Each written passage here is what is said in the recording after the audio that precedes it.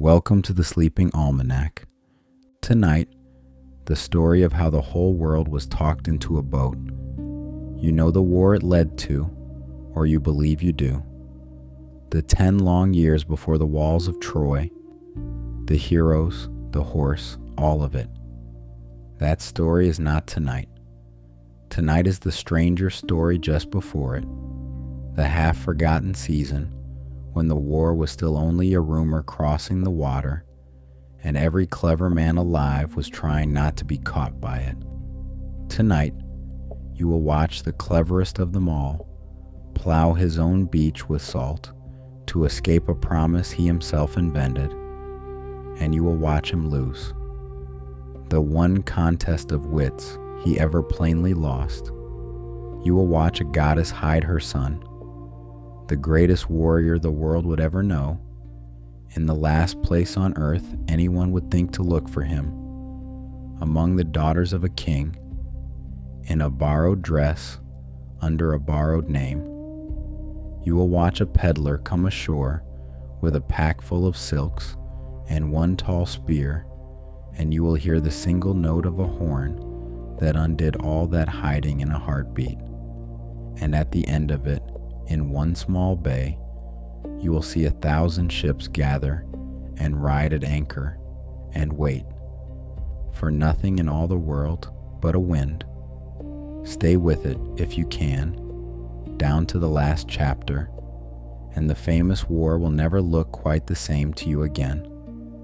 For everyone knows how men fight. It is how they let themselves be gathered that tells you who they truly were. There is a beach at the edge of the world, and on it there is a fire. It is the same fire. Perhaps you have sat at it before, on another night, and heard the old singer tell of a small goat island and the boy who grew up on it, the boy with the name that meant trouble. If so, welcome back. Your place in the sand is where you left it, and if this is your first night at this fire, be welcome too. The singer never begins a story that will leave a newcomer behind. Everything you need will be given to you as you go. The fire is small, built of driftwood the sea gave back, and it burns the pale gold of old honey. Beyond it the water is dark, the deep wine dark of the sea at night, and it breathes the way the sea breathes, in and out against the sand, patient, in no hurry, asking nothing of you. The stars are out. They are the same stars the 1,000 ships will steer by before the story is done, and they do not know that any time has passed at all. By the fire sits the old singer. You cannot see his eyes, and it would not matter if you could, for he has not needed them for a long time. He knows this beach by the sound of it. He knows you are here by the quiet you brought with you.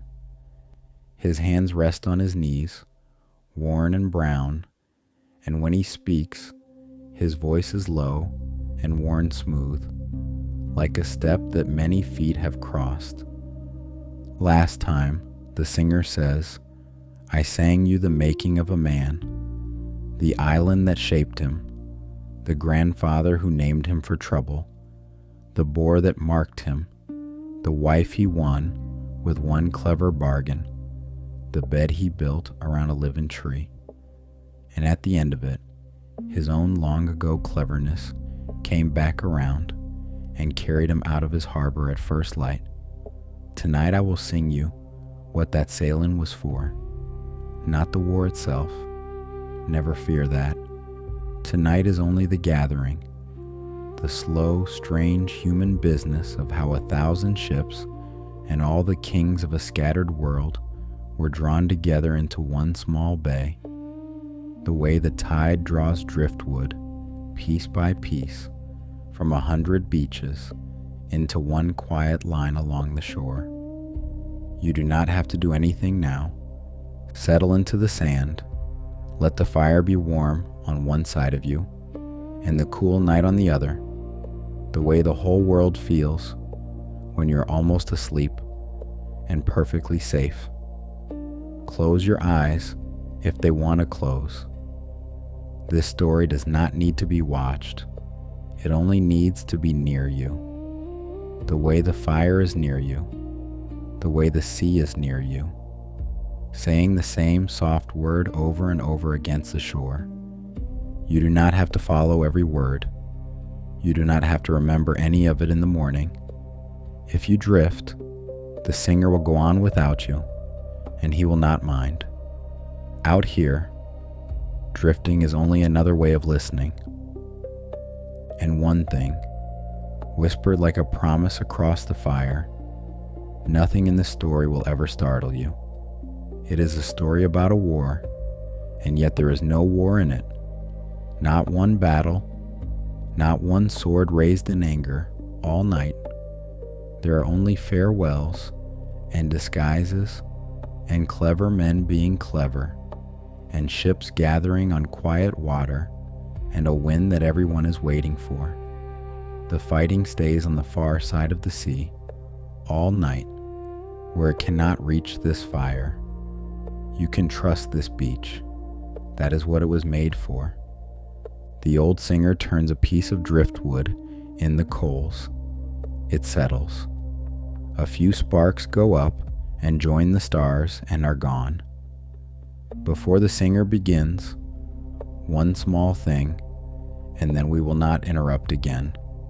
If this story carries you down toward sleep, subscribe now while your eyes are still open, and the next tale will be waiting for you when you need it, and the great voyage itself, when it comes, will find you easily. A like helps other tired travelers find this fire on the beach. That is all. Now settle back and let him begin. Chapter 1. The sail with no business there. Begin on an ordinary morning on a small island in the last hour of the happiest years of a man's life. The island was Ithaca, and you may remember it, or you may be meeting it now for the first time.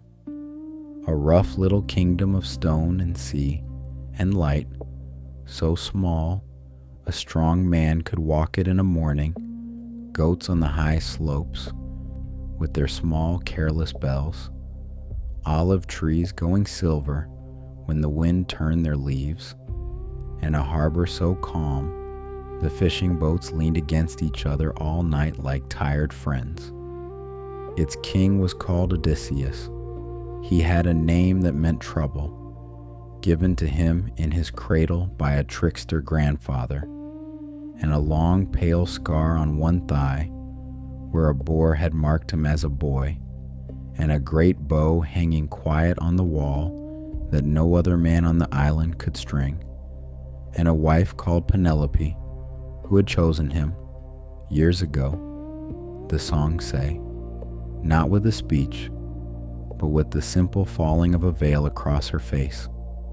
He had a small son in the cradle, and an old father happy in the orchard, and a bed whose secret only 2 people in the world knew, and peace on all the water as far as any eye could reach.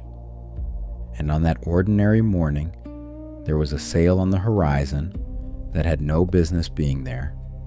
It was not a fishing sail, for the boats of Ithaca were all in already.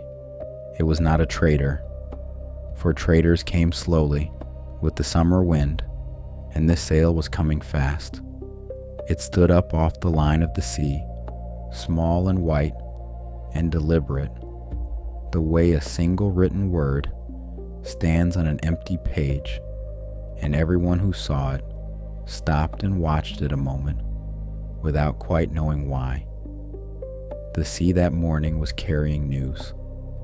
The ship came into the harbor by midday, and the men who stepped off it were heralds and companions of great kings from the mainland, men with salt in their beards and a long way behind them, and they were received in the hall of Odysseus with all the courtesy of that courteous house, and given water for their hands, and bread and wine, and only when they had eaten, in the old proper order of things, where they asked their errand. That was the custom of the old world. Even news that changes everything must wait for the guest to be fed. And this was the news they carried. And I will give it to you, the way the fire gives warmth, gently, at a little distance. Far away to the east, across the whole width of the sea, there was a rich and mighty city called Troy, with high walls the song said a god had helped to build. A young prince of that city, a man named Paris, handsome and heedless, had sailed west and had been received as a guest in the house of Menelaus, the king of Sparta.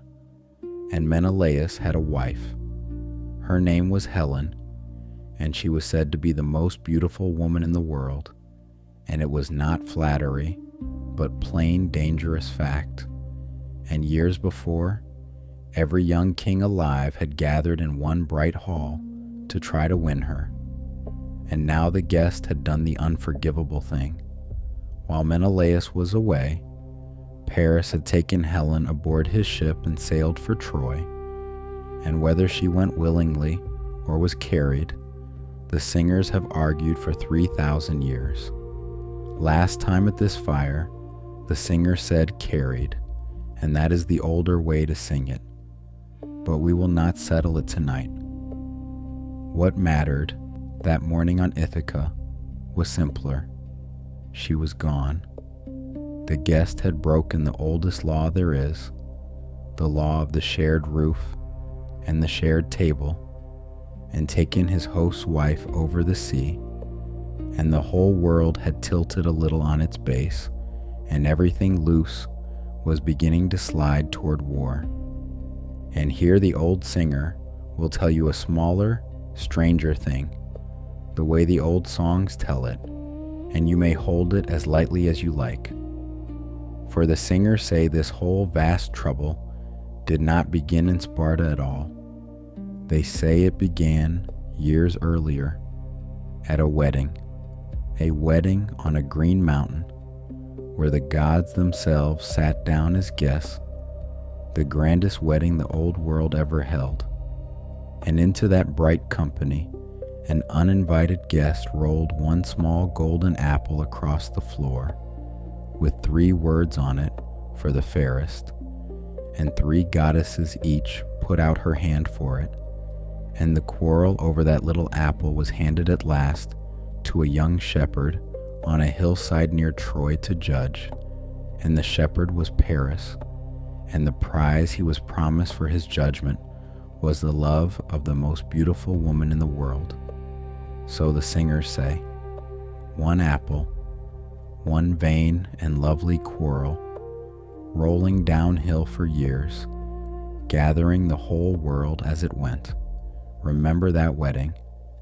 Before this night is over, we will come back to it, for something much better than a quarrel began there too, and its part in this story is still to come. But that morning, in the hall on Ithaca, there was no talk of apples. There was only the plain, hard errand the heralds had carried across the water. Menelaus was wronged, and Menelaus was calling in the oath. You remember the oath, or if you do not, hear it now, for it is the hinge of everything.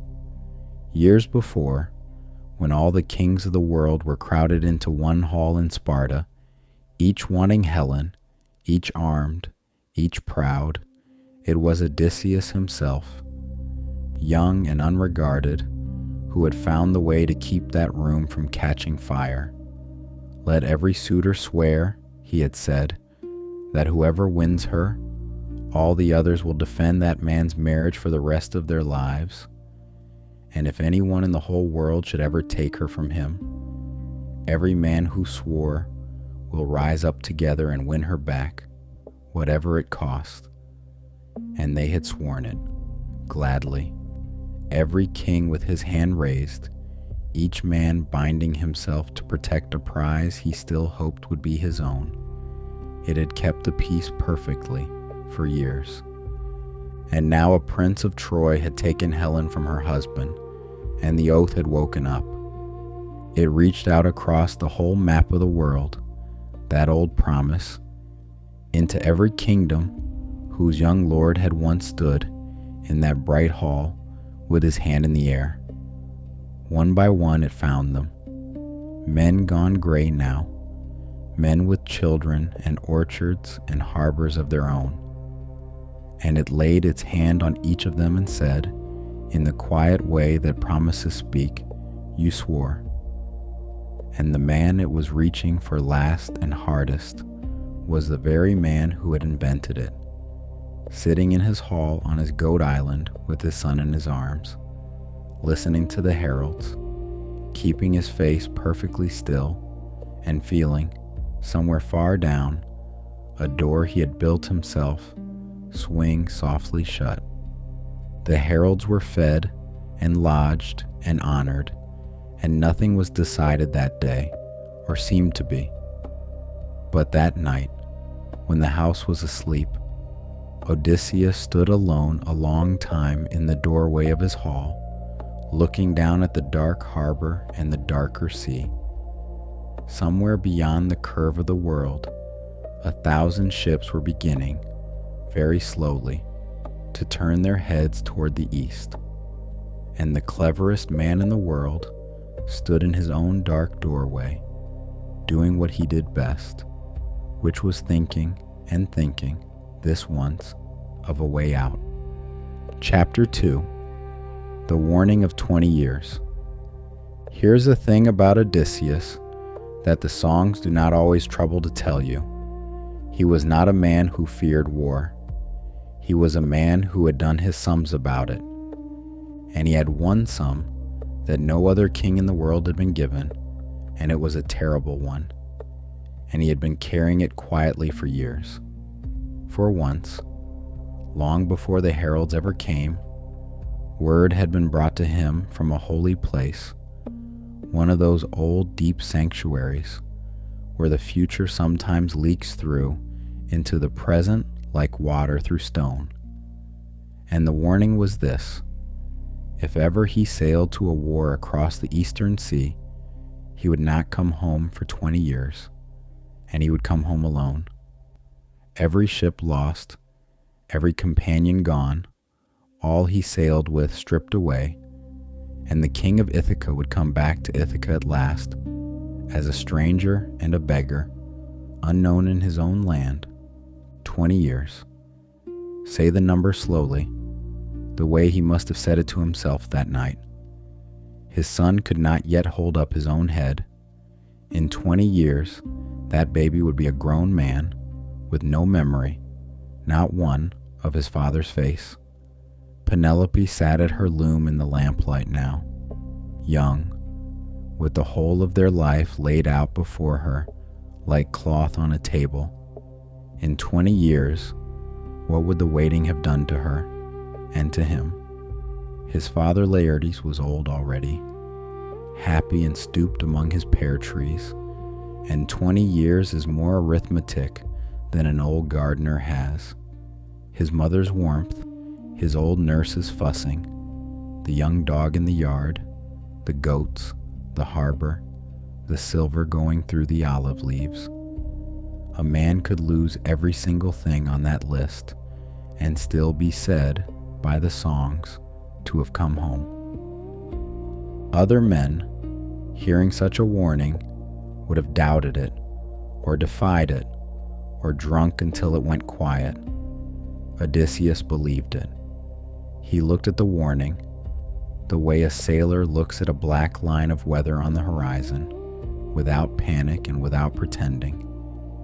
And he saw that it was true, and he set it down where he could see it, and he asked himself the only question that ever really interested him. Not, is the trap real, but is there a way out of it? And you must understand what he was really weighing, for it was not cowardice, and I will not have you drifting off thinking it was. Every other king the oath had reached could sail to this war and hope to be home in a year or two, richer, prouder, wrapped in a story. He alone had been promised the full price in advance. He alone would be trading everything, and knowing it, with the receipt already written. And against that price, what did the war offer him? Honor, which he had. Plunder, which his island did not need.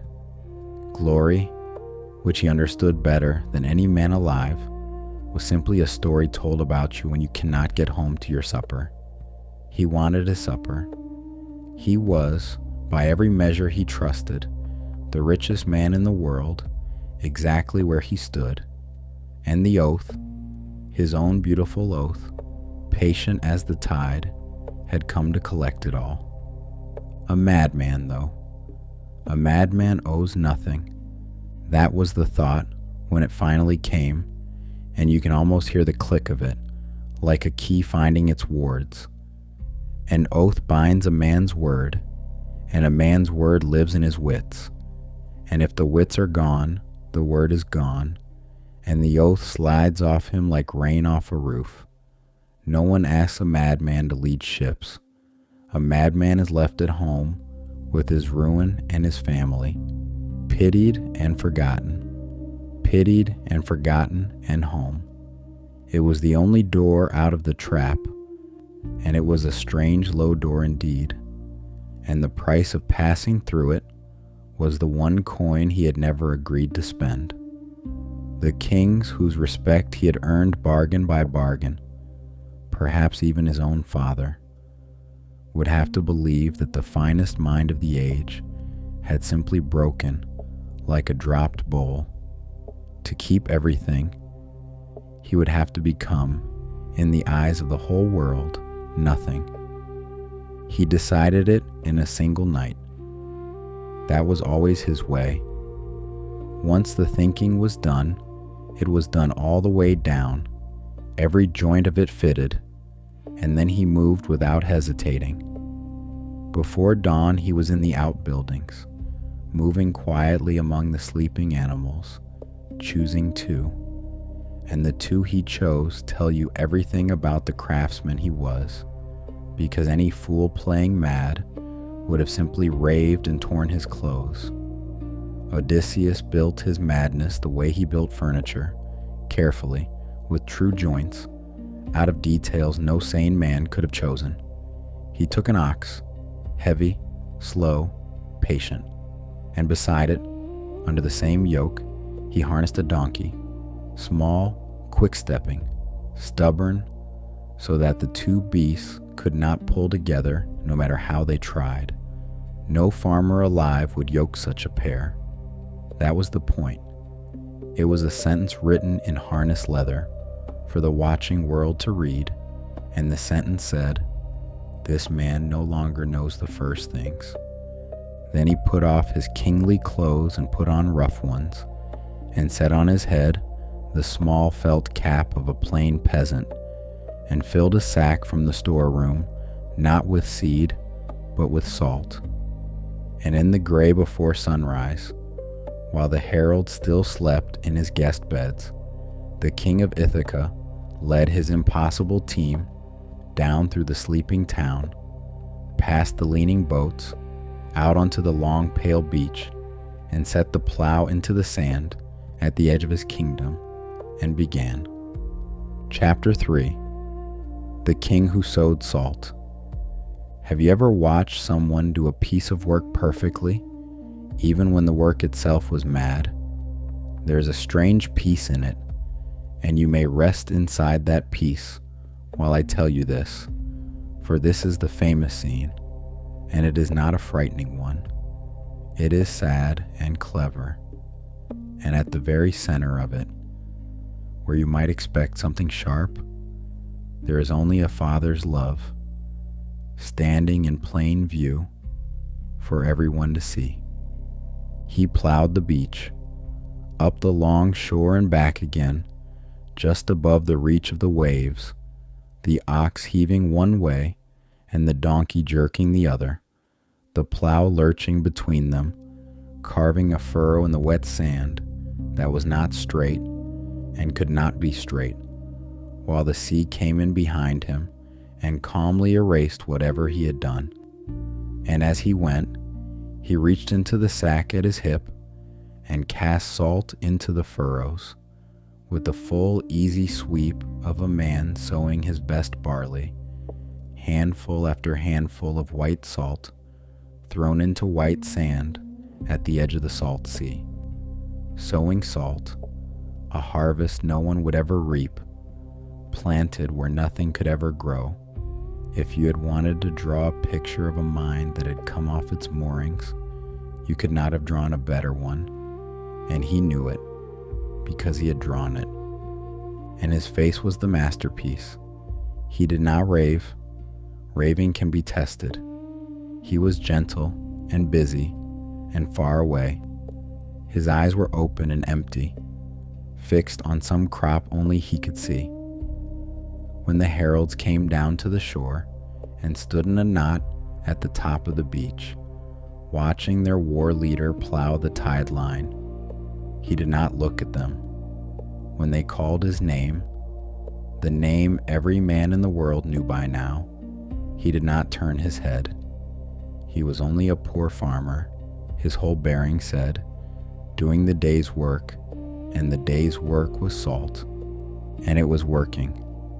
The heralds talked among themselves in low voices, and some of them were already persuaded, for there is a kind of grief that comes over men in the presence of a broken mind, and it makes them want, more than anything, to leave. A little longer, and they would have sailed away with the worst news of the age, that the mine they needed most was lost, and the whole trick would have held. But among the men who had come to Ithaca, there was one who was clever too.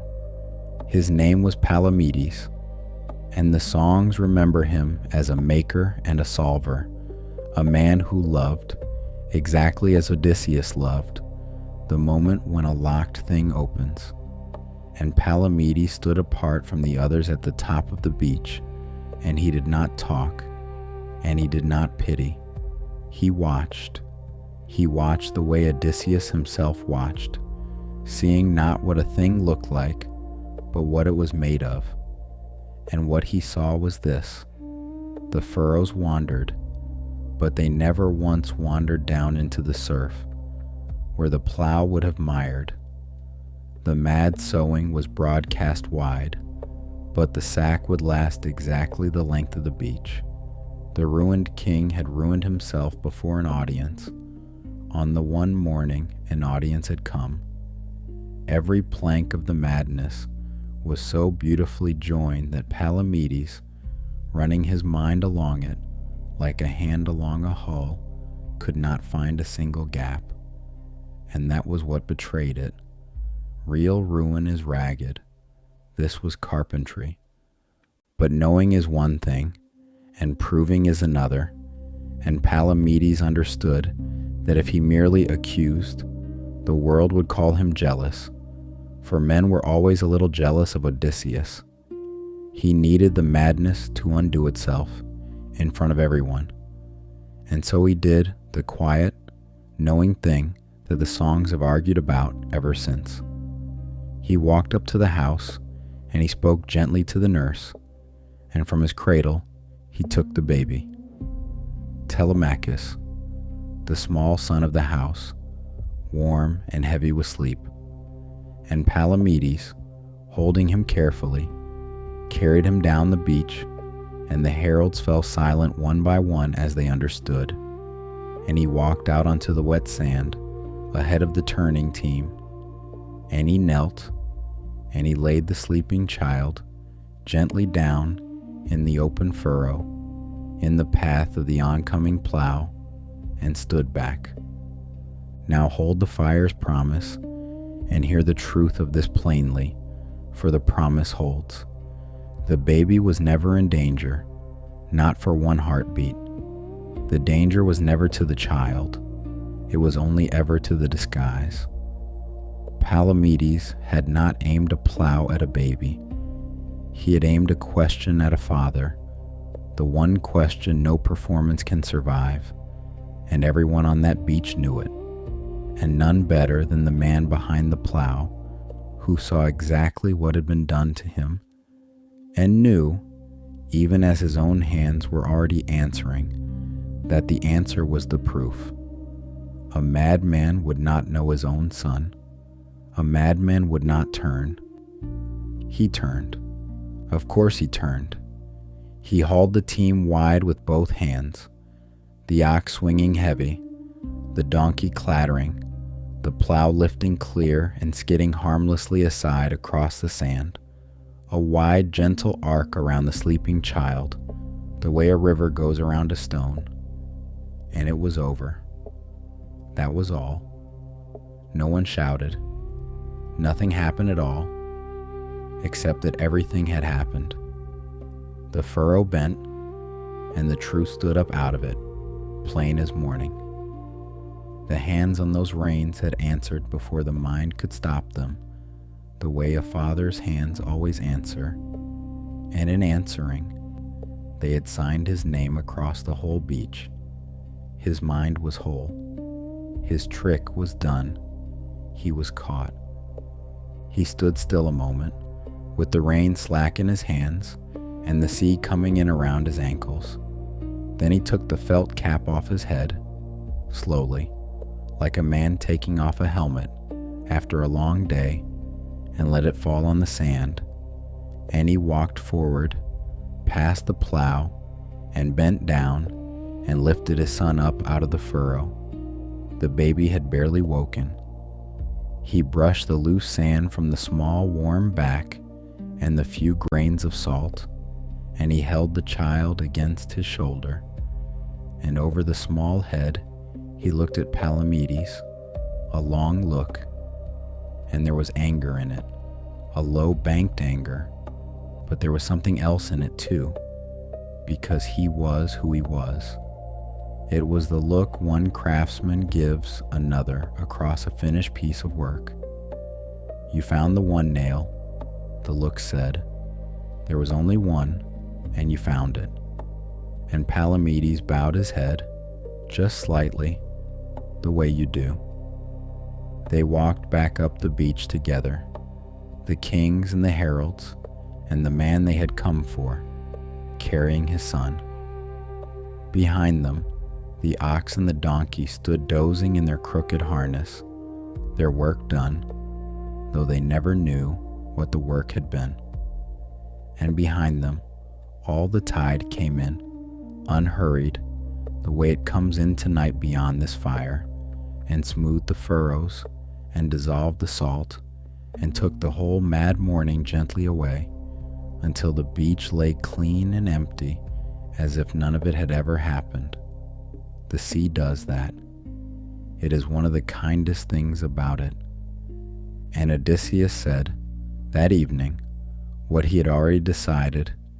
In the moment the plow turned, he would go, but he would go as himself, not dragged, not raving, not carried off playing the broken man. He had spent his one trick and lost, fairly, to a cleverer play, and there was a strange rest in that, for the arguing inside a man can finally stop when the last door has closed. The oath was his own. The war would need what he had, and a prophecy, he told himself, is a road, not a wall. 20 years, alone, a stranger, a beggar. Very well. But home, the warning had said, at the end of it. Home was in the prophecy too.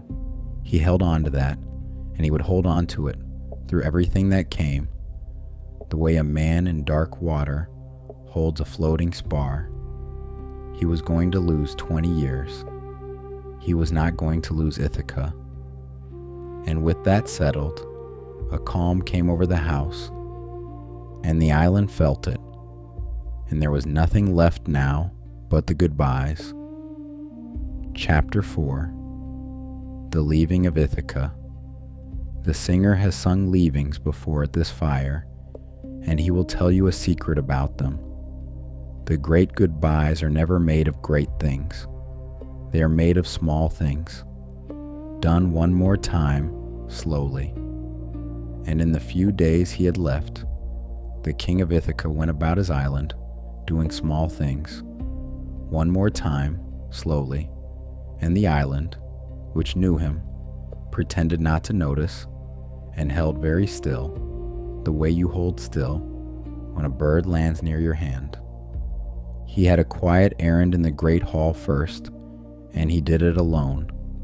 On the wall there hung the bow, a huge old bow, the gift of a friend named Iphitos, so strong in the draw that no other man on the island could bend it enough to loop the string. He was sailing to a war, and any other king alive would have carried it aboard with pride.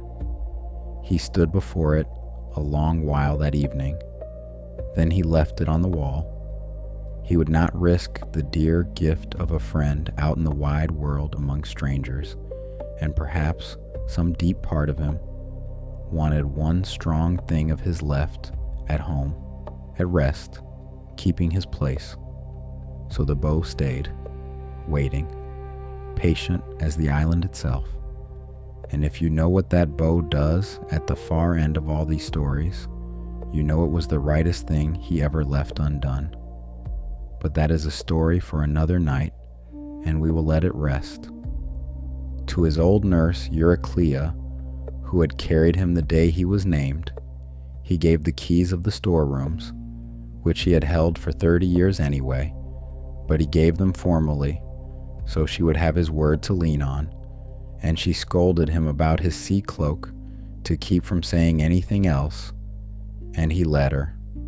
To his mother Anticlea he gave a long embrace and no promises at all, for she was too wise to be lied to, and too dear to be burdened with arithmetic, and she held her son's face in her 2 hands a moment, learning it, the way mothers do, and let him go. With his father Laertes he walked the orchard one more time, between the pear trees the old man had planted before he was born, and they talked about grafting, and about which trees would bear heaviest, and about nothing at all, and at the end of the row the old man took up a handful of the dry island earth and let it run through his fingers, and said only, "It will be here," meaning the earth and the orchard and himself for as long as he could manage it, and everything else a father cannot say. And Odysseus said, "I know." And that was the whole of what they said to each other, and both of them carried it forever. To Mentor, the steadiest of his friends, he gave the household, the lands, and the watching over of his son, all his kingdom in a single hand clasp, and Mentor took it the way still water takes a stone, without one ripple of fuss, and that was why he had been chosen. The young dog Argos followed him everywhere those last days on his 2 big puppy feet, and on the last morning had to be held back at the gate and did not understand. And we will say no more about the dog, except that no creature on the island kept this leaving longer. And Penelope. What passed between Odysseus and Penelope in those last days passed mostly in silence, because that was their native language, the tongue they had spoken since a veil fell across a face on a dusty road in Sparta. They lay awake in the bed he had built around the living olive tree, the bed that could not be moved, whose secret only they shared, and they let the nights be long, and the enormous things they mostly trusted to the dark. Once only, the songs say, he spoke of the years. If it goes long, he told her, past all sense, past hoping, when the boy is grown and bearded, you must live your life and not spend it all at a window. It was the hardest sentence he ever built, and she answered it the way she answered everything that mattered, with a silence that meant more than his words. He did not press her. He had married the one woman in the world whose silence he could trust like a spoken oath. He knew what the silence said. It said, 20 years is a number, and I am not. On the last morning, she brought him a cloak she had woven herself, thick and doubled, the deep purple of the wine-dark sea, and she pinned it at his shoulder with a brooch of worked gold, a hound and a dappled fawn caught in the gold forever. Dress warmly on the water, the gift said. Come back to the loom this came from, the gift said. She said nothing at all. He wore that cloak and that brooch across the whole world, and years later, in a story that is not tonight's, the mention of them would be enough to make a queen weep in a fire-lit hall. But that morning the cloak was only warm, and the pin was only bright, and two people stood in a doorway, given, by the mercy of not knowing the future, one more ordinary moment, and it was enough, because it had to be. The 12 ships of Ithaca and the islands around her lay ready in the harbor, black-hulled, well found, loaded with grain and wine and bronze. 12 ships. The great kings of the mainland would bring 80, 90, 100. Ithaca's whole strength was 12, and the world would learn soon enough what the 12 were worth because of the man who led them. His men were aboard, islanders all, men whose fathers he knew, whose quarrels he had settled, whose weddings he had danced at.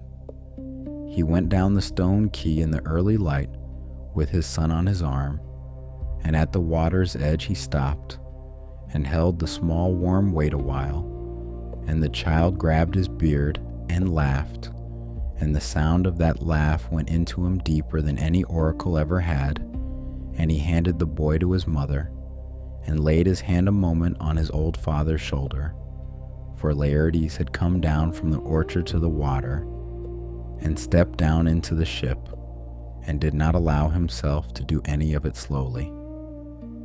They rowed out of the still harbor into the wind, and the sail went up and filled, and Ithaca began to fold itself back into the sea behind them, hill by hill, the way it does, the way it will again at the far end of the whole long tale from the other direction.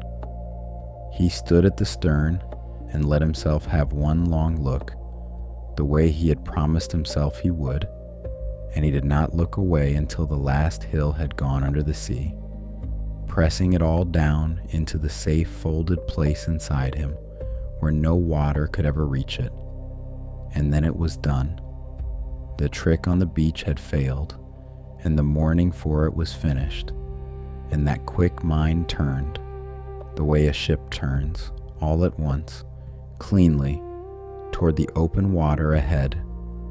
For the fleet that was gathering would need many things, but above all, before any of them, it needed one name without which the seers were already whispering. All the 1,000 ships together would beat against Troy for 10 years and win nothing but grief. The fleet needed a boy, and no one in the whole world could find him. They had asked in his father's kingdom, and he was not there. They had asked on the mountain where he was schooled, and the mountain was empty. The best hunters of 2 generations had gone looking for the greatest warrior alive and come home with nothing, because the one who had hidden him was cleverer than hunters and older than kingdoms, and she had hidden him the way only a goddess can hide a thing, and the goddess was his mother. So the kings did what kings always did when every strong and simple way had failed. The heralds had carried a second errand to Ithaca, folded inside the first, and it was this: find him. You are the one who finds. And Odysseus, at his stern rail with Ithaca gone under the sea behind him, turned the problem over once, twice, the way you turn an interesting stone, and the 12 black ships leaned into the wind and set their course. not east toward the war at all, but north across the bright water toward a small steep island called Skyros. And to tell you what was waiting there, the singer must go back a little and slow down, for we are going back to that wedding, the one the gods came to, the one where the apple rolled. And this time we will pay no mind to the apple, and every mind to the bride. Chapter 5. The Boy with Two Fates. Long before the sail, with no business, appeared off Ithaca, there was a wedding on a green mountain, and the sea itself was the bride. Her name was Thetis, and she was a goddess of the deep water, one of the 50 daughters of the old man of the sea.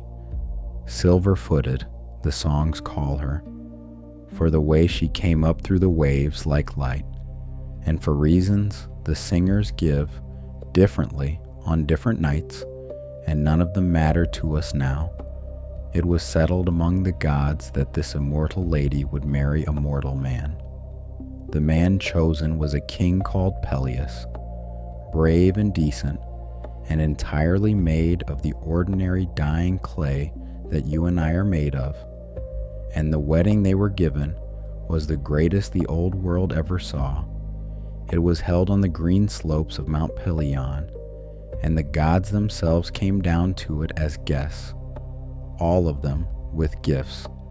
And there was singing that mortal ears were never built to hear and heard anyway. That one time, and the mountain kept the echo of it in its caves for 100 years. That was the wedding where the golden apple rolled across the floor and began, in the way we told, the long, slow gathering of the war. The guests remembered the apple, but the mountain and the sea and this fire tonight remember the bride. For Thetis in time bore a son, and his name was Achilles. Understand what that child was, and you will understand everything that follows, and why a goddess did what she did. He was half of each world. From his father, he had the warm, dying clay, the mortal part, the part that could be hurt and hungry and happy. From his mother, he had the deep water, something bottomless and bright and not quite human, that looked out of him even in the cradle. He grew the way a wave grows, smoothly, inevitably, and by the time he was a boy, it was already plain to anyone, with eyes that nothing like him had been seen among men. He was the swiftest living thing on 2 feet. Grown hunters could not catch him on the mountain. Deer, the songs say, could not lose him, and with it he was beautiful, the way morning is beautiful, without effort or vanity, and the world had already begun, quietly, to arrange itself around him, the way a room arranges itself around a fire.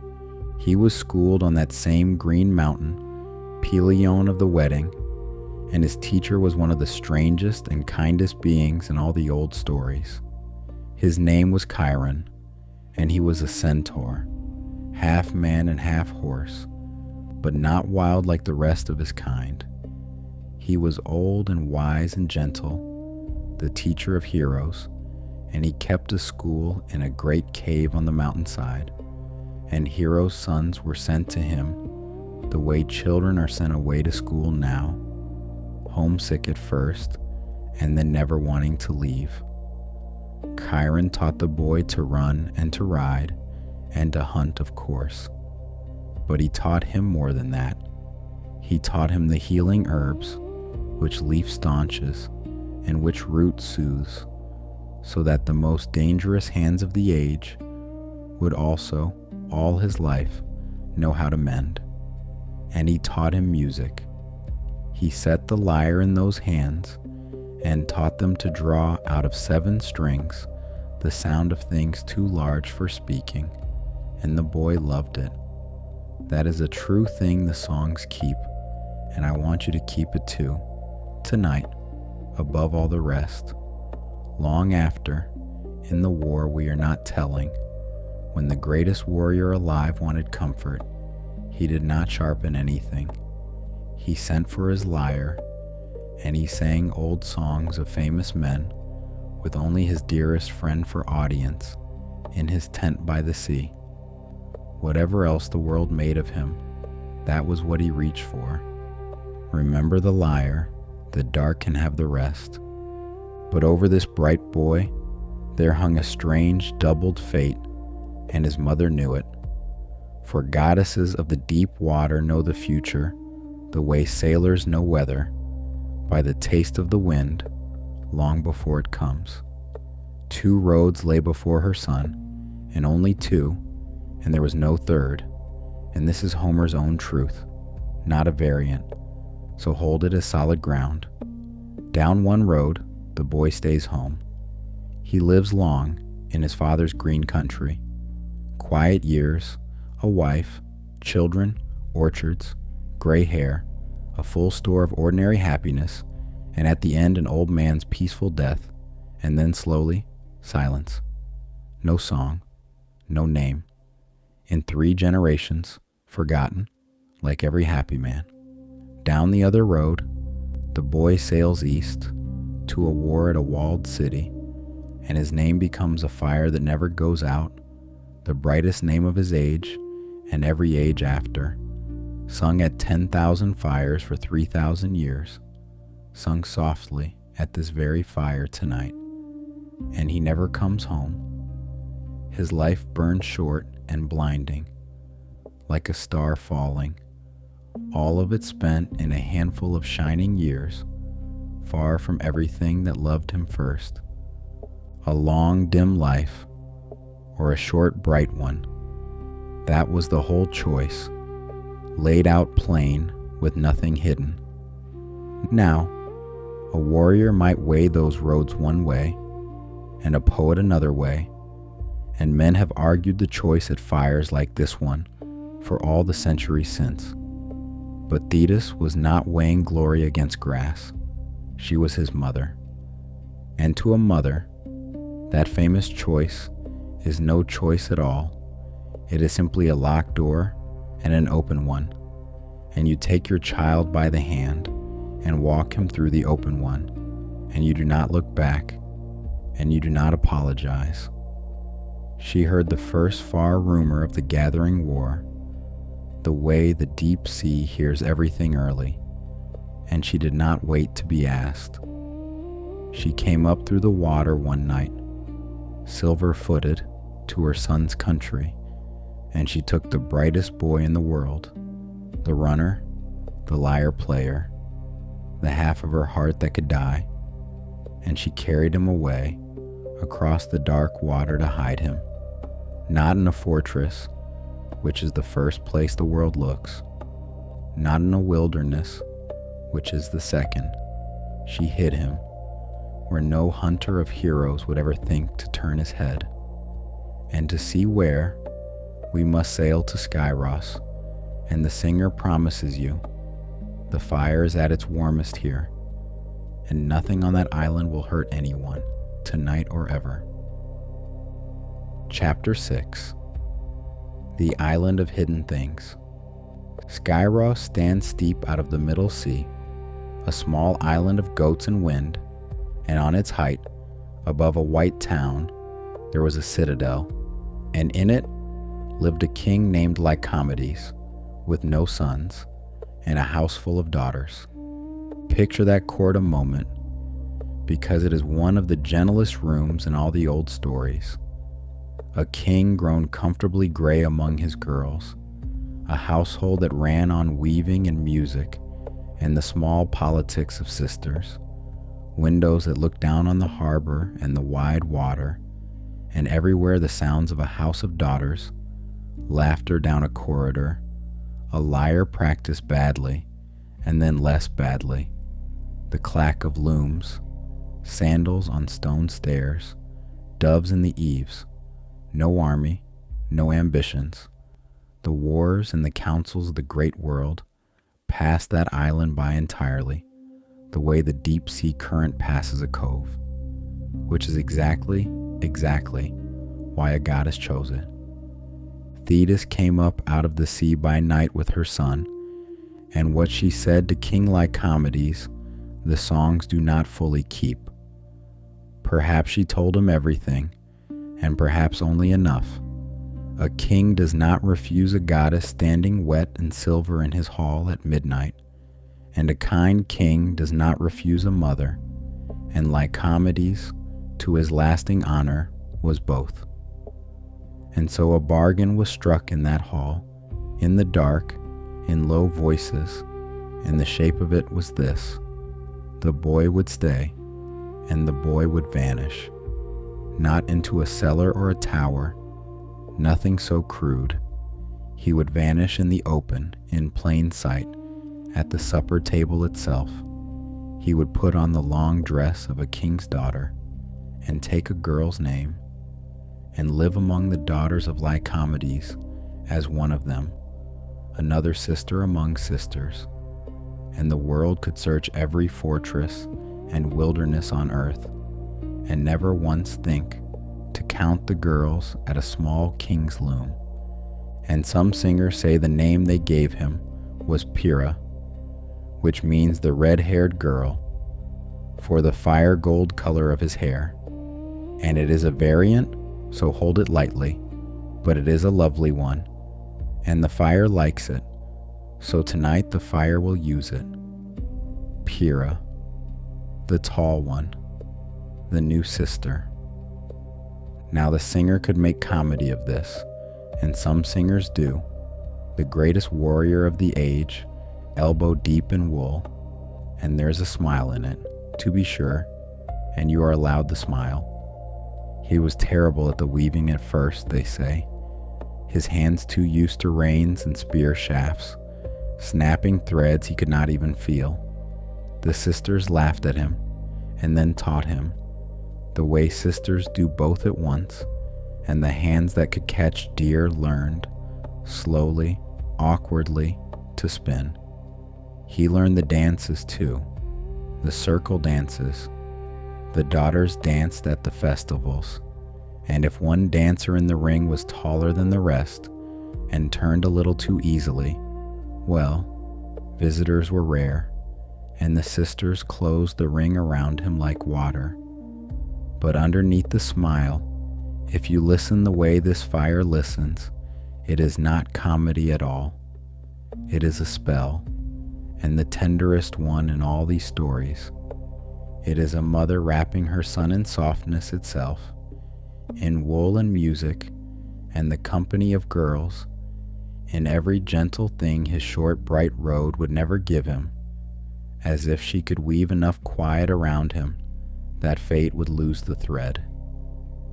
Every day at the loom was a day not at the war.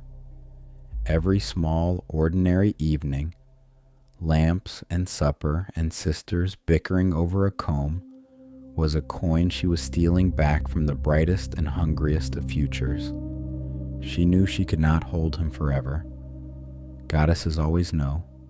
She was not trying to hold him forever.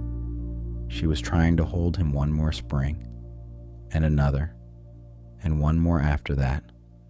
Whatever the songs say of it, the fire will say this: it was not a trick, it was a lullaby, sung in wool, and for a while, for a little shining while, it worked.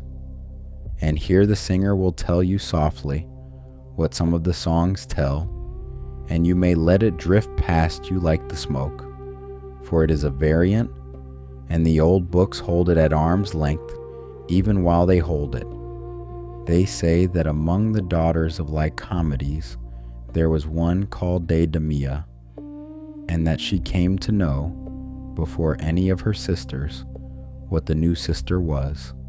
Some say she guessed it at the dancing, and some say other ways, and the kindest songs simply say that two young hearts in one quiet house will find each other out.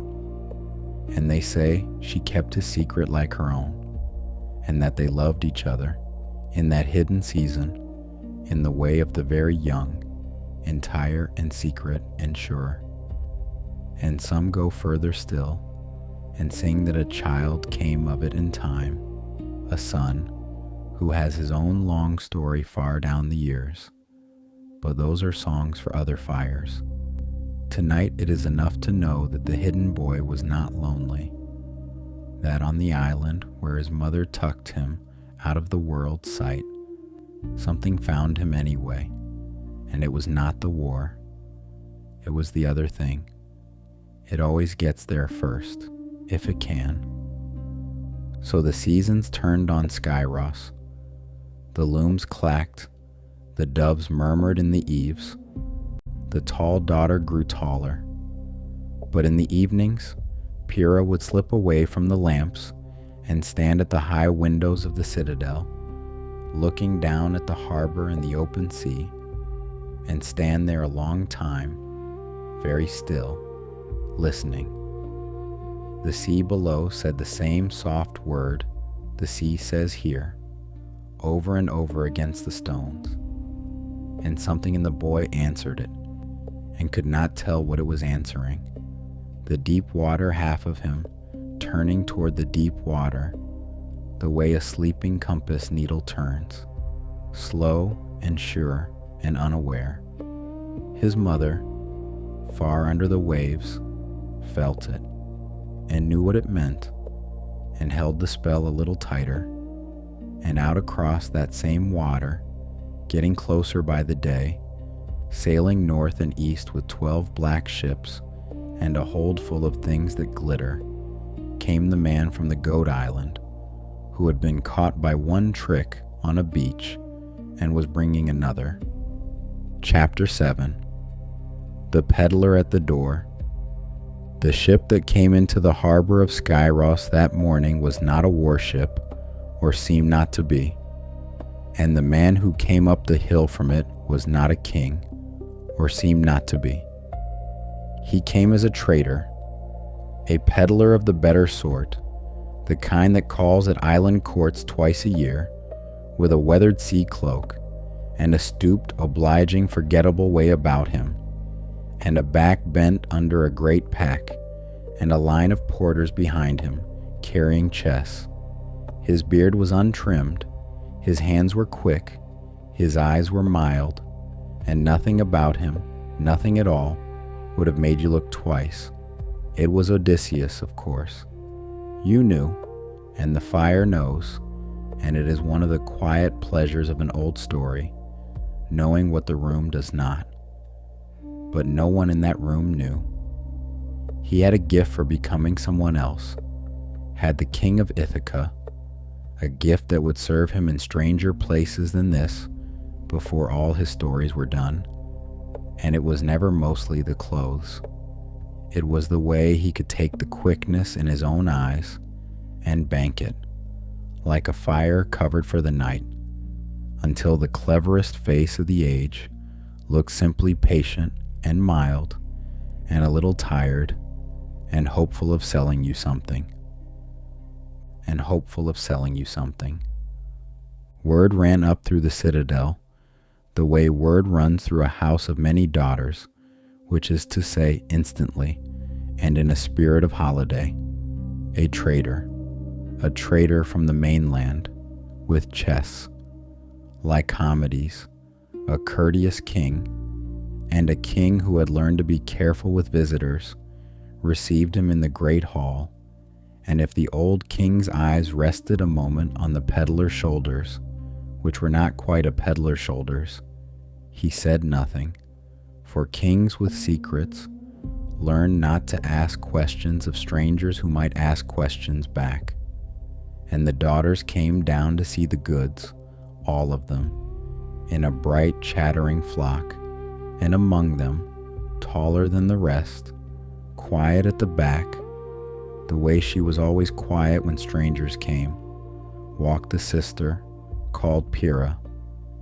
The peddler spread his wares, and here the singer will slow down and lay them out one by one, exactly as they were laid on the great hall floor of Skyros, because it was a beautiful spread, chosen by the cleverest merchant who ever pretended to be one, And because there are few things in this world sleepier to hear told than an inventory of lovely objects, one after another, in a warm room, and the singer knows it and intends it. There were bolts of cloth first. Fine wool dyed the purple of the evening sea, and another the yellow of crocus, and a weave shot through with silver thread that moved like water when you turned it in the light. There were girdles worked with gold, and soft embroidered slippers from far ports. There were bracelets of twisted bronze, and bracelets of amber, and amber beads with ancient sunlight caught inside them, and necklaces of blue glass and carnelian and gold. There were combs of ivory carved with running deer. There were mirrors of polished bronze with handles shaped like slim standing goddesses. There were little alabaster jars of scent that opened onto whole gardens, rose and iris, and something dark and sweet from countries with no name the girls knew. There were painted boxes with cunning lids and dolls of jointed wood for the youngest, and a little silver bird that whistled when you blew across it just so. The daughters knelt among all this the way you would kneel in a meadow, reaching, exclaiming, holding things up to each other, trading, laughing, the morning entirely and gloriously lost to commerce. And the peddler crouched at the edge of his own treasure, mild as milk, saying almost nothing, letting the wares do the talking, which was, as he could have told you, the first rule of both his trades.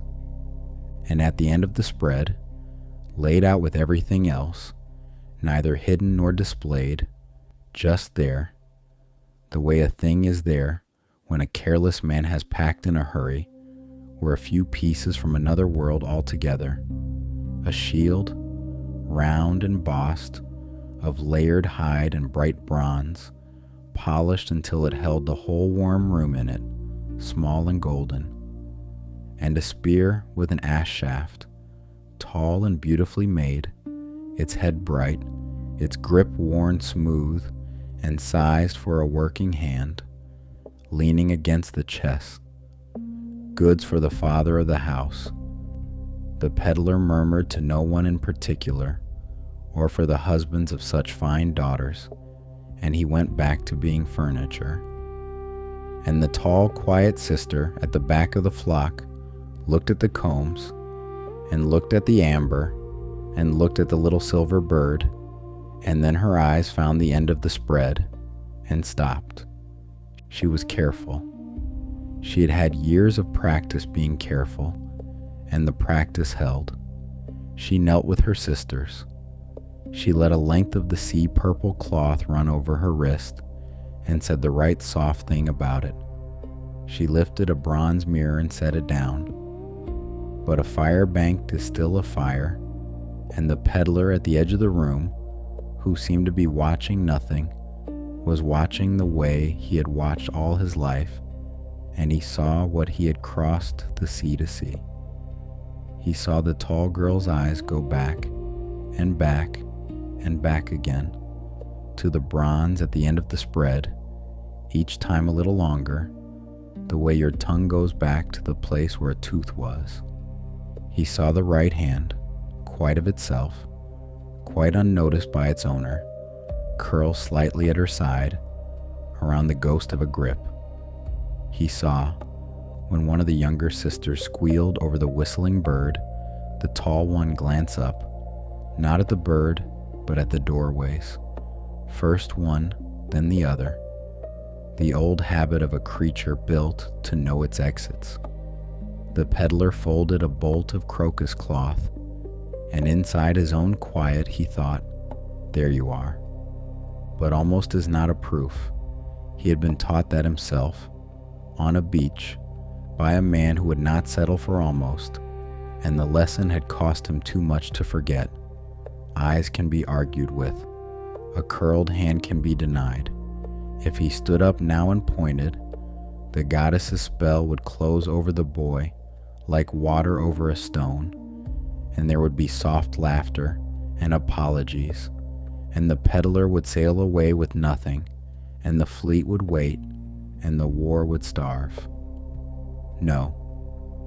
What was needed was what Palamedes had found on the sands of Ithaca, and Odysseus, who could admire a neat piece of work even when it had been done against him, had brought Palamedes' own discovery with him across the sea, folded up small, made kinder. Do not question the disguise. Ask the question underneath it, the one question the true self answers before the worn self can stop it. On Ithaca the question had been, does the madman love his son? And the plow had turned aside, and the truth had stood up out of the furrow.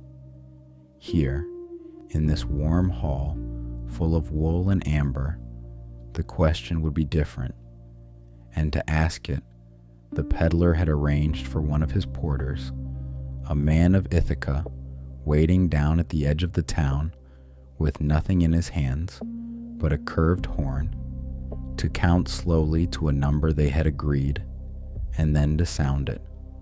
Chapter 8. The Horn and the Spear.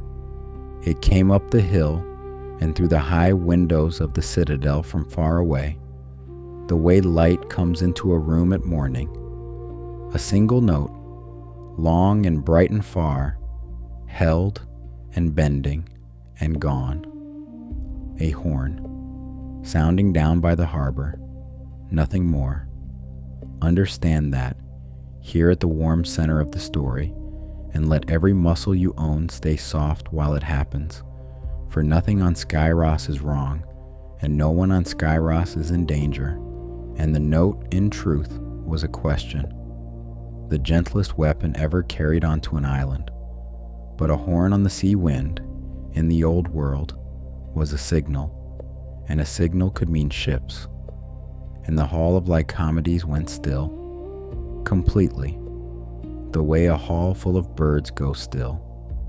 The daughters looked up from the amber and the cloth, all their bright chatter falling away at once. They drew together, sister to sister, hands finding hands, faces turning to the windows, wondering, waiting, the way a household waits out any strange sound before deciding what to feel about it.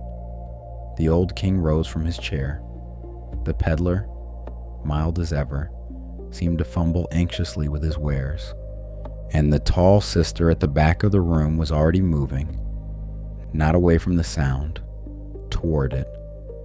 She had crossed half the hall before any other person in it had finished turning her head, moving with a speed that no one, seeing it, could ever afterward unsee, smooth and total, like water let out of a gate, and on the way, without breaking stride, without looking down, her hand went out and took up the ash spear from the end of the peddler's spread, and it settled into her grip, the way a thing settles into hands that have always known it, and her other arm swept up the shield and gathered it on, like an old friend taken up after a long time away.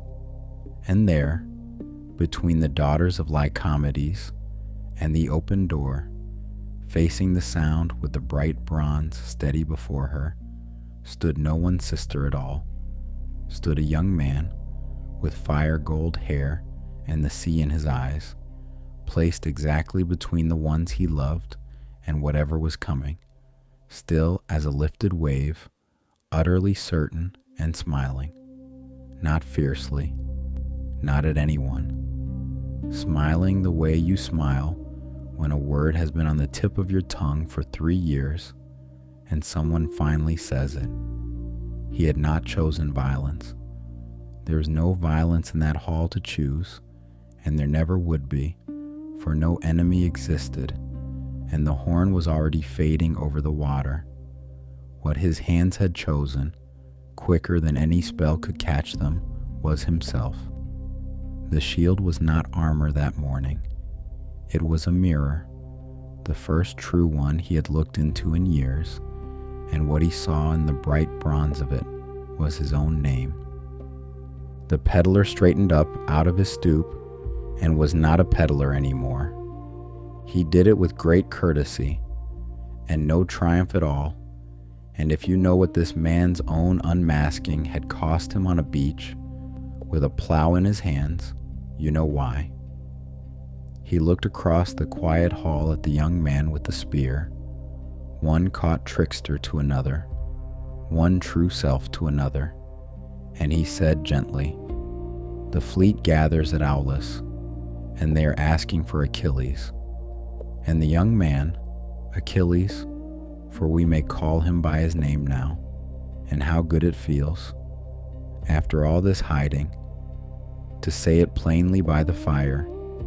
Achilles looked down at the dress of a king's daughter, and at the shield on his arm, and the spear in his hand, and he laughed, a real laugh, young and relieved and rueful all at once, at the whole beautiful absurdity of it, at himself, at the peddler who was no peddler, at the years of wool, and the daughters of Lycomedes, who loved him, and who understood everything now, and always had, a little, began, one by one, to laugh too, and then to weep, and then both, in the way of houses where something long carried can finally be set down, and the old king sat back in his chair and let out a whole houseful of held breath, and down at the harbor, the man with the horn, hearing nothing further, shouldered it and ambled back to the ships, his morning's music done.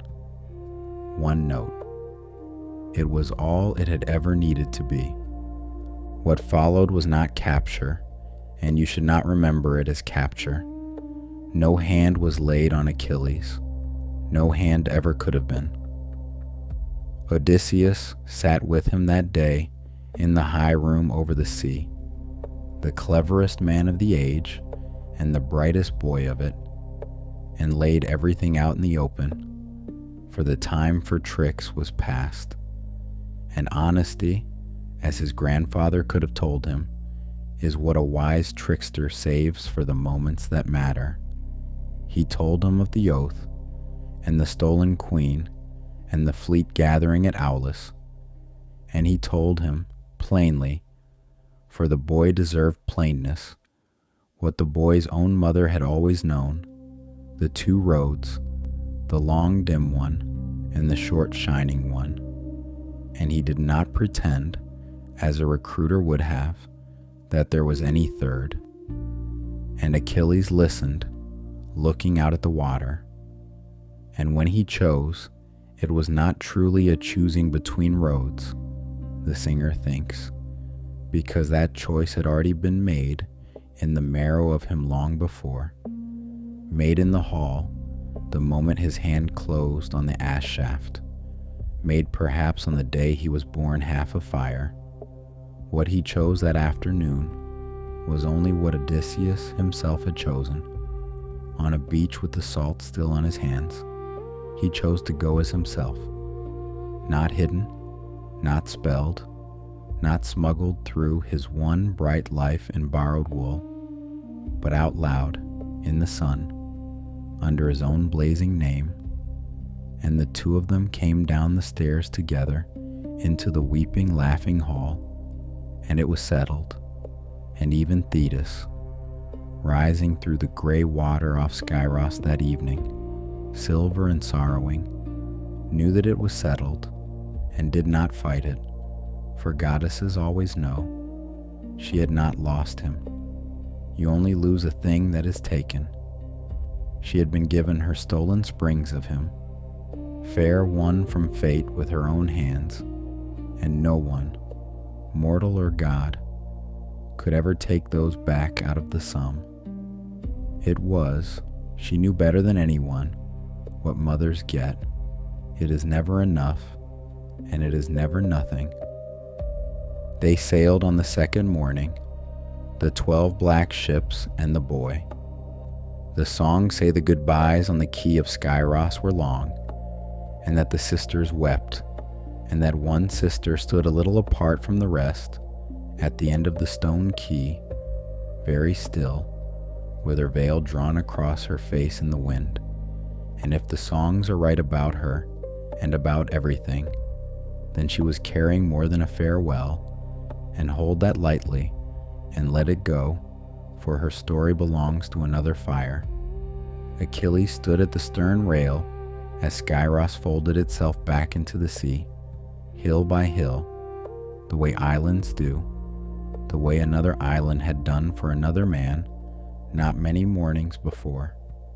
And Odysseus, watching the young man watch the island go, said nothing, and thought his own thoughts, and the two of them stood there a long while in the wind, the man who had everything to lose, and the boy who had everything to spend, bound now for the same bay, while the water opened out ahead of the ships, wide and bright and patient, and the great gathering at last could begin.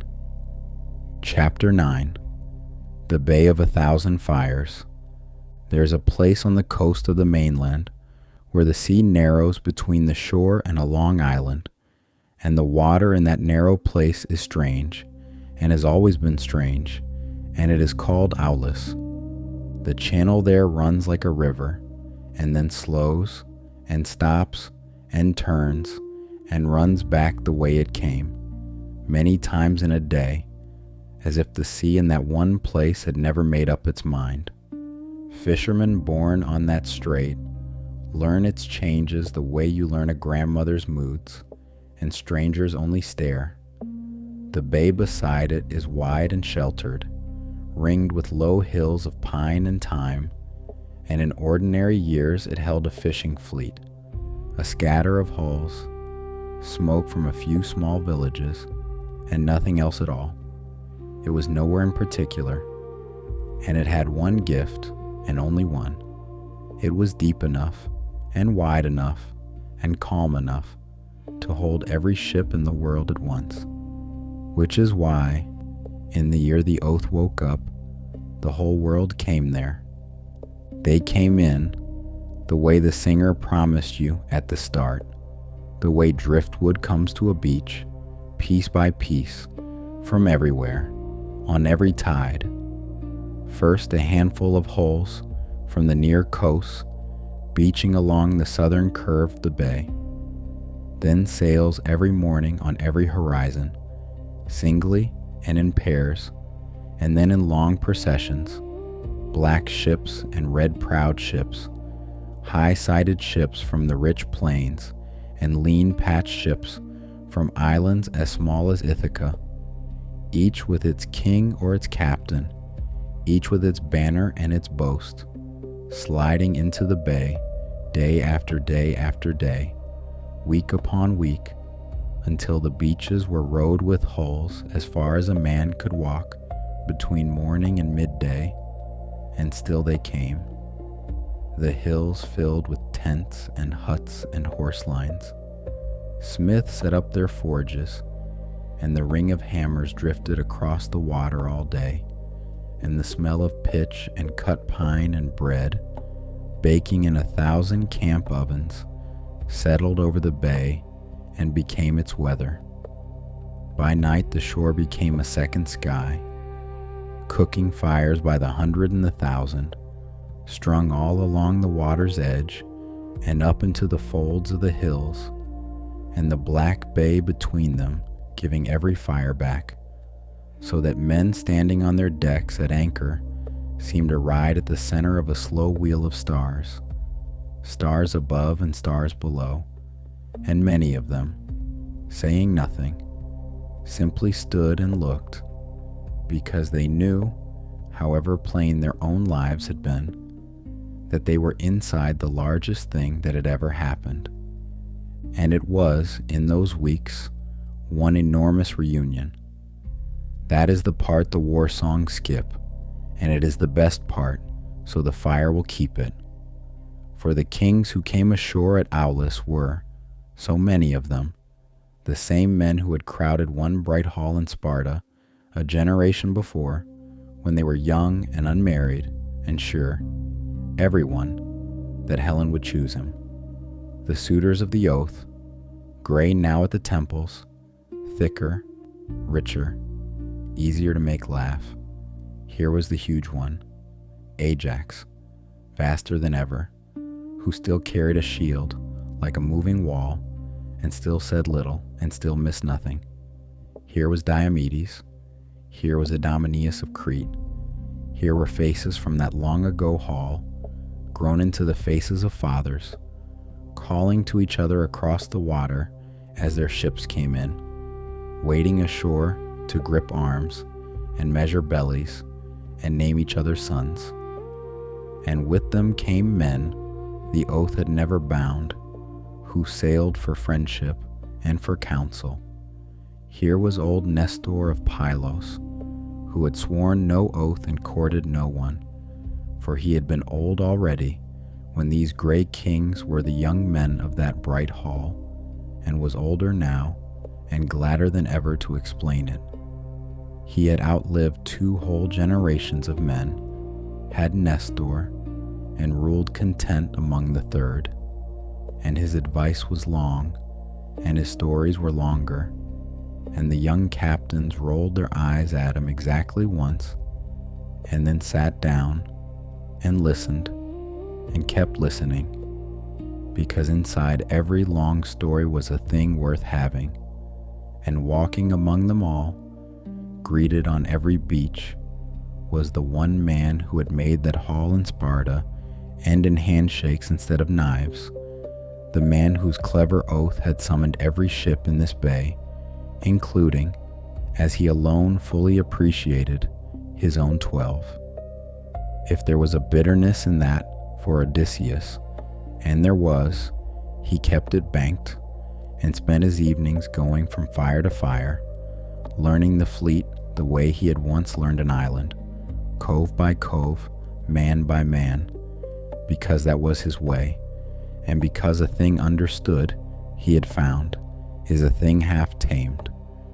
Over them all stood Agamemnon, king of golden Mycenae, brother of the wronged Menelaus, the mightiest king of the age. He had brought 100 ships, more than any other lord, and by that weight, and by his brother's cause, the command of the whole gathering settled on him. The songs will have much to say of Agamemnon on other nights, and not all of it kind. Tonight only this. He stood on the shore of Aulis with the largest thing that had ever happened, arranging itself around him, and he bore it, and no man who has not commanded even one ship should judge too quickly. A man handed 1,000. And because the singers love it, and because it is gentle, and because it is very nearly bedtime inside the story, the fire will keep one more small tale from the gathering, and you may hold it as lightly as a shell.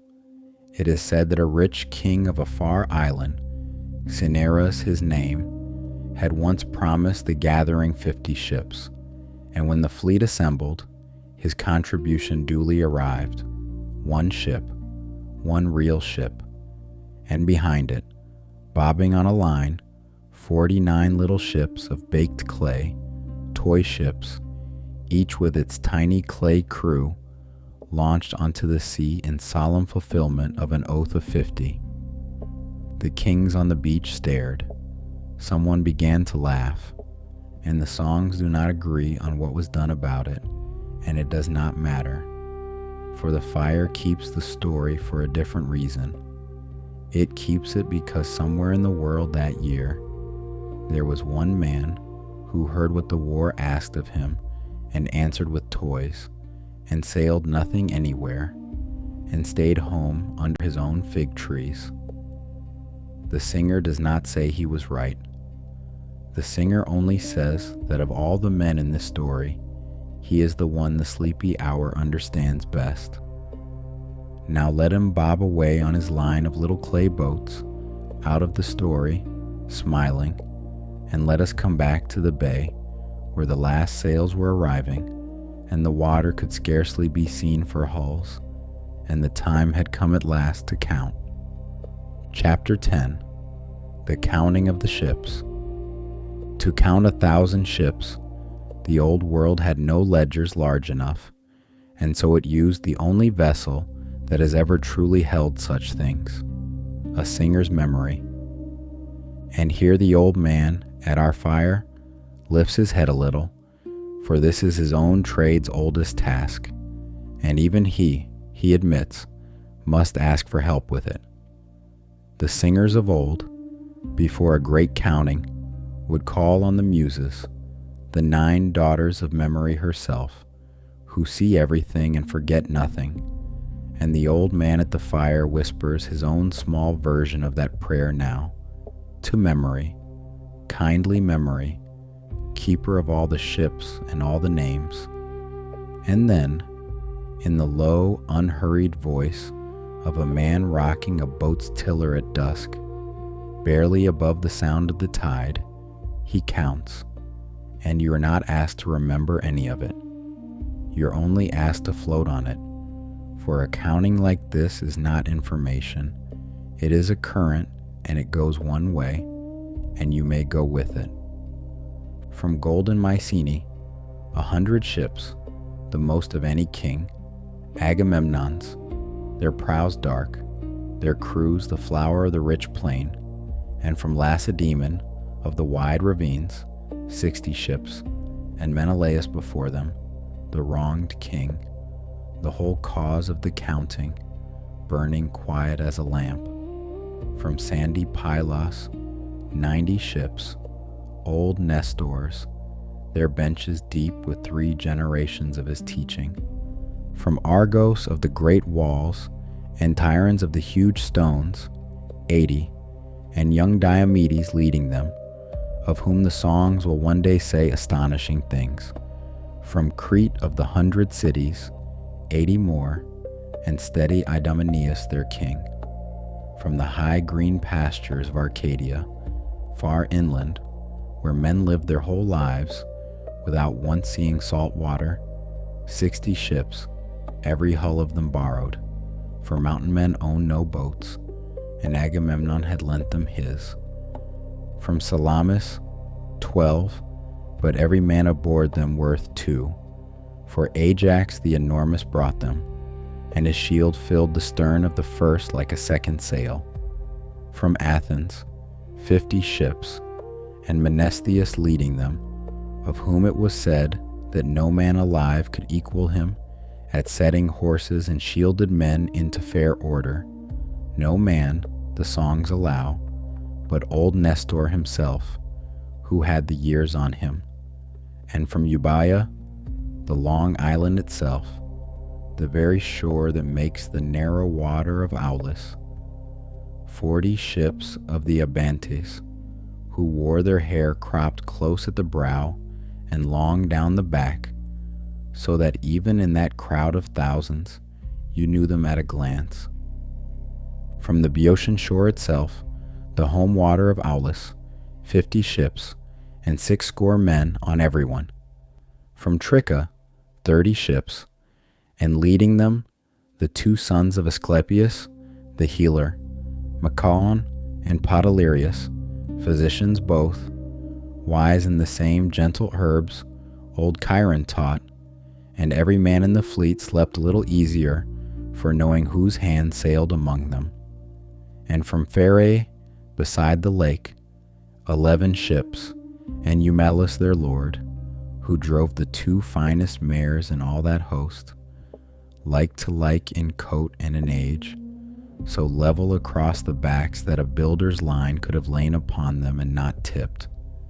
From Little Simi, 3 ships only, with few men aboard them, and their lord was Nereus, the most beautiful man in all that gathering, after Achilles himself, and he was not strong, and he led almost no one, and the songs have kept his name anyway, all these 3,000 years, which is a thing worth knowing about songs.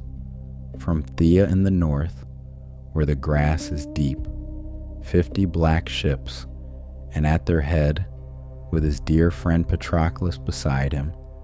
The young man with fire gold hair watched from every deck in the bay Achilles, whom the fleet had waited for. And from rocky Ithaca, 12 ships only, the small strength of a small island, olives and goats and gray stone, the least of the great contingents, and nearly the least of all. And upon those 12, though not a man in the bay could have proven it that day, rode more of the war's true fortune than on any 100 hulls afloat, for they carried the mind. So the counting ran, kingdom by kingdom, shore by shore, name after name after name, in the old rocking rhythm, more names than any listener awake or asleep was ever meant to hold. And when the last contingent had been spoken and the tally sticks laid down, the number stood at more than 1,100 ships, and the bay of Aulis held them all, and the world had never seen the like, and has argued ever since about every number except the wonder. Then the seer of the fleet, Calchas, a quiet man whom birds obeyed, read for the kings the sign the bay itself had given, and it was a small one, as the great signs often are. 9 birds in a plane tree beside a bright spring, no more. And Calchas counted the birds into years, and told the kings plainly what the counting said. The road would be long, not 1 summer, as the eager said, nor 2, as the careful guessed, but 10. 10 years before the high walls, and the city to fall in the 10th, and the sign, its telling done, went still as stone, and stands beside that spring yet, some singers say. The kings heard it, and grew quiet, and each man did his own arithmetic against his own orchards and his own growing sons, and one man among them, hearing the seer say 10, held privately in his mind a different and older number, and said nothing at all. And still, the singer will tell you, not one of them turned for home. Whatever else the songs say of that generation, they were men who, having sworn, stayed sworn. The fleet was counted, the stores were loaded, the fires were banked. Everything that men could do was done. And then the wind stopped. Not a storm. Understand that. Nothing so dramatic as a storm. Simply, one morning, stillness. The strange channel of Aulis lay flat as poured bronze. The pennants hung straight down the masts. The 1,000 ships stood on their own reflections, doubled, perfect, motionless, and the smoke of the cooking fires went straight up into a windless sky, and the sea, for the first time any man there could remember, said nothing at all against the shore. A fleet under oars can cross a bay, only wind can cross a sea, and the wind did not come. It did not come that day or the next, and the days became a stillness with weeks inside it, and the greatest gathering the world had ever seen sat rocking gently on a bronze mirror, becalmed. And here's the strange soft truth of that famous delay, the truth the war songs are too hurried to keep. For most of the men in that bay, the becalming was the gentlest season of the whole long story. There was nothing to do, and no one to be, and nowhere to go. Men mended sails that needed no mending, and then mended them again, slower.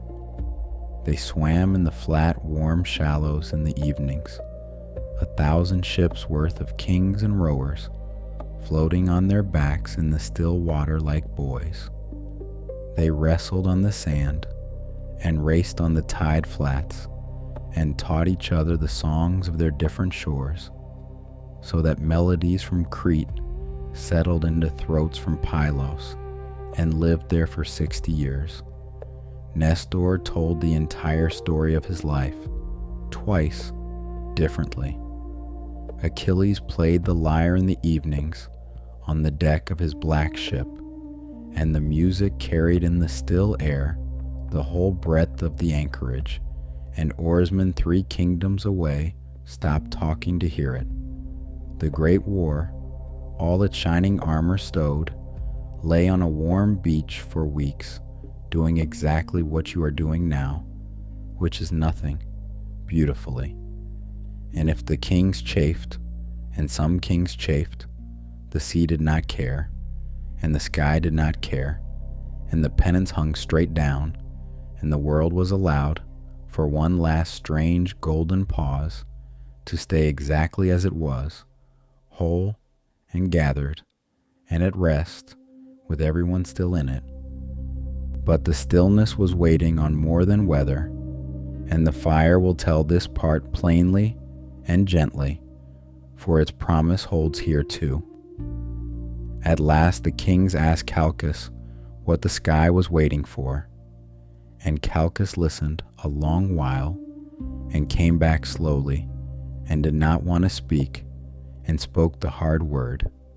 The wind, he said, was in the hand of Artemis, the lady of wild things, and she would not open that hand until she had been given what she was owed.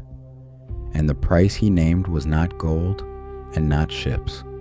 It was the king's own daughter, Iphigenia, Agamemnon's girl, young and far away, in golden Mycenae, who had sworn no oath in her life. The songs do not tell what her father said. Perhaps there was nothing to say. A camp of 10,000 men went quiet around one man's grief, the way a house goes quiet around a lamp, and for a while, the largest thing that had ever happened was only a father standing at the edge of the still water, doing the one sum in the world that will not come out.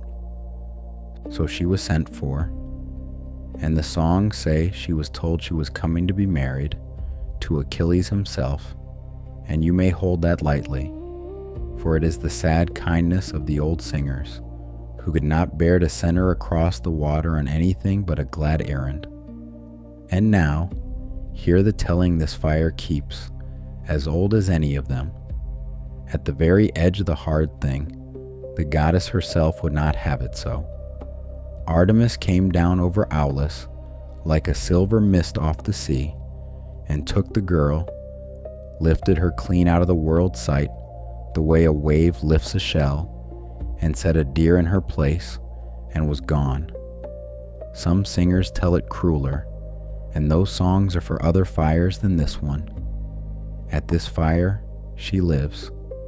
She woke far in the north, at the edge of another sea, in a quiet temple among strangers who are kind to her, and there she serves. The old songs say, a priestess of the very goddess who carried her away, with a long story of her own for another night. And with her going, the goddess opened her hand. Then one night, far out past the island, the water changed its sound, and by morning the wind had come.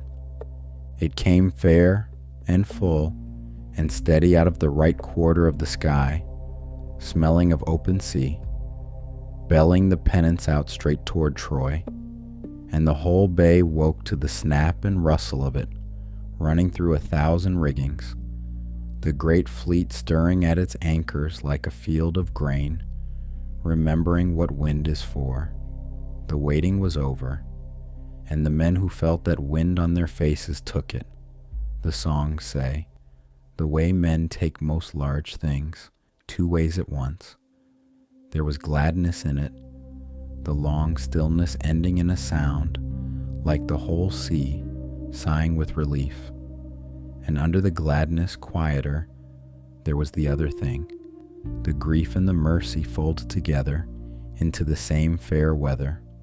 A father who'd been asked for too much, a girl alive in a far country, a goddess whose hand was open now. And the kings looked at each other across the bright water and knew that the morning had finally arrived, and that this night, this one last night at Aulis, would be the last night of the gathered world. Chapter 11. The Last Night at Aulis. The orders went quietly around the bay at dusk. At first light, the fleet sails, and then the great anchorage did a thing that no one commanded, and every man remembered. It grew calm. Not the dead calm of the becalming, a living calm. The calm of a vast household on the night before a journey, when everything is packed and everything is decided, and there is nothing left to do but rest, and everyone knows it, and the knowing is itself a kind of blanket laid over 10,000 men at once.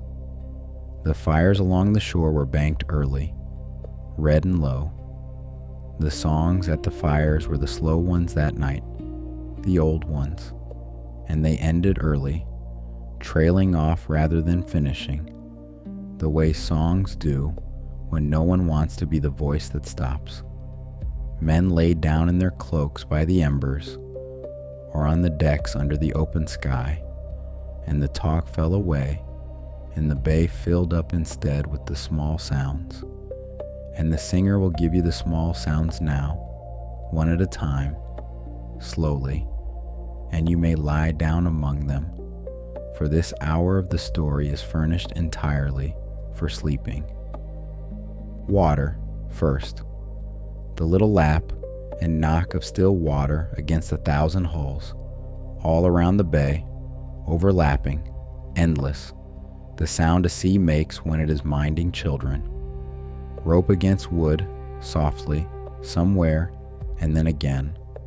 The rigging in the new fair wind, not straining, only breathing, a low, even hum aloft, like the memory of the music from the black ship, which had itself gone quiet an hour past.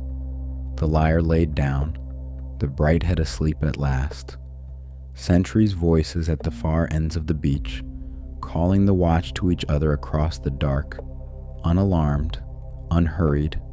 Two notes passed back and forth along miles of shore like a phrase of a lullaby. An oar shipped somewhere, once, gently, horses shifting at their lines up in the hills, a soft stamp, a blown breath, 10,000 sleepers breathing, and under it all, returned now and constant, the tide against the long shore, saying the one soft word. It says here too, the word it says everywhere, over and over, to every coast in the world at once. On the after deck of one of the 12 ships of Ithaca, a man lay awake a while longer, wrapped in a sea cloak of deep purple, his head on a coil of rope. He was not troubled. He was doing a thing he did on the last nights of things, a private inventory, unhurried, eyes closed, of everything that was his and where it lay. The bow on the wall in the dark hall, at rest, keeping his place. The bed built around the living olive tree, rooted in the bones of the island, immovable, holding its secret. The loom by the lamp, and the veiled patience of the woman at it, whose silence he trusted like a spoken oath. The small son, asleep, growing. The old father among the pear trees. The old nurse with her keys. The young dog learning to wait. The scar on his own thigh, quiet under his hand. The mark of the mountain. Proof that a boy can be hurt and mended and go on whole. The name his grandfather gave him. The name that meant trouble, riding out tomorrow to earn itself an ocean. And Ithaca entire, every cove and cliff and goat track of it, folded up small and safe, in the one place no sea could reach. He went through it all, item by item, the way his father counted trees. It was all there. It was all kept. 20 years, said the old warning, somewhere far down. Home, answered the man, on the rope coil, and meant it, and let the count go, and slept. and the last fire sank to red, and the wheel of stars turned slowly over the bay, stars above and embers below, and the fair wind blew softly all night long through 1,000 sleeping riggings, patient, in no hurry, keeping itself from morning. The largest thing that had ever happened lay breathing in the dark like a single sleeping creature, and nothing happened all night anywhere except rest. Chapter 12. Goodnight and the sails. Going out at dawn. Morning came up gray, and then pearl, and then pale gold, the way it does over water, and the fleet went out with the light. It went quietly, in the manner of great things. No trumpet began it. The first ships slipped their moorings, while the hills were still dim, oars first, dipping soft, out from the beaches, into the open bay, and hull by hull, contingent by contingent, the anchorage came apart the way a great flock takes wing, not all at once, but in long, unhurried skeins, each finding its place in the whole. And as each ship met the fair wind beyond the shelter of the hills, its sail went up, and filled, and steadied, white after white after white against the gray morning, like birds waking one at a time, like lamps being lit down an endless corridor, until the whole sea from the shore to the horizon was patterned with sails, more than 1,000, all leaning the same gentle way, all drawing east. The men left ashore, the herdsmen and the villagers of that nowhere bay stood on the hills to watch, and their children remembered it as old men and women 80 years on. The morning the sea itself seemed to be leaving, and no one who saw it ever agreed on how long it took to go. Some saying the whole morning, some saying the whole day, all agreeing that they watched until the last sail went down over the curve of the world, and that the bay afterward was so quiet it rang. At the stern of the last of the 12 Ithacan ships stood Odysseus, the wind of the going full in a purple cloak, and he did not look back at Aulis, for Aulis was nothing to him. He looked west and south, far past any seeing, toward a small rocky island where the morning's light would just now be coming down the slopes to a harbor, and goat bells would just now be waking on the hills, and a loom would just now be taking up its soft knock in a stone house above an orchard, wood on wood, patient as a heartbeat. "Hold," said the man to the island, silently, across the whole width of the morning sea. "Keep everything. I am going the long way home." And the island, though it heard nothing, held. It would hold, you know, through everything. That is not tonight's story, but you may take it under your cheek tonight like a smooth stone. The loom would knock, and the bough would hang, and the olive tree would hold up its corner of the bed, and the dog would wait, and the boy would grow. Nothing that mattered would let go. Ithaca kept and kept and kept. It was, of all the 1,000 and more ships that sailed that morning, the one voyage that was already, secretly, a homecoming. From its very first hour, it just had a very great deal of sea to cross first. And here the old singer at our fire lifts his head and stops. For what lies beyond that morning, he says, is the war, and then the wandering, and they are the famous stories, and they are not tonight's, and they never will be at this hour of this fire. The gathering is gathered, the sails are out. That is all tonight ever promised, and it is done, and every promise the fire made you has been kept. No battle came, no one was harmed on any beach or any island. A father turned a plow aside, A mother stole back springs from fate. A boy chose his own name. 1,000 ships went out at dawn, in fair weather, in good order, under a kind wind, and we may leave them there forever if we choose. Mid-sea, mid-morning, white sails on bright water, going. A story is a fire, and you may bank it at any hour you please. And this is the hour, and the singer is banking it now. The fire is low. It has done its work. The tide has come up close and kind while we talked, and the beach is dim, and the sparks go up one at a time now, joining the stars in no hurry, the way everything moves out here at the end of the night. You do not have to carry any of it, not the oath, not the salt, not the horn, not the counting.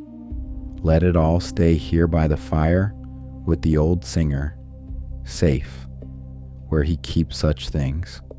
He will hold the whole gathering for you through the night, every ship of it, and it will still be here, riding quietly at its anchors whenever you should want it again. And the sea road itself, the long famous sea road home, with everything strange and shining on it, that is coming, traveler. The singer gives you his word, and his word, unlike some in this story, has no clever hinges in it. The nights are coming when this fire will be lit for the voyage itself, night upon night of it, the whole long way home.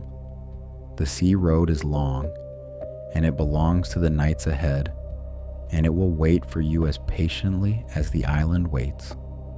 And the singer will smile here in the dark and tell you one small thing early, that the road out from Aulis would prove longer than any man on those 1,000 ships yet guessed. For the sea has its own opinions about straight roads, and it begins sharing them, as you will hear, surprisingly soon. There is nothing you must do to deserve it, and nothing you must remember to receive it. Only come back to the beach some evening when the leaves have begun to turn, and the fire will be burning, and the singer will be here, and the sea will still know the whole way. Rest now. The fleet is safe on the wide water. The island is safe in the small sea. The story is kept. The tide is in. The stars are old and kind.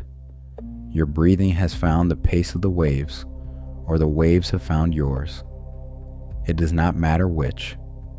It is the same slow going out, the same easy coming back, and it will go on all night without you, faithfully, like everything else that loves you. Sleep well, traveler. Good night.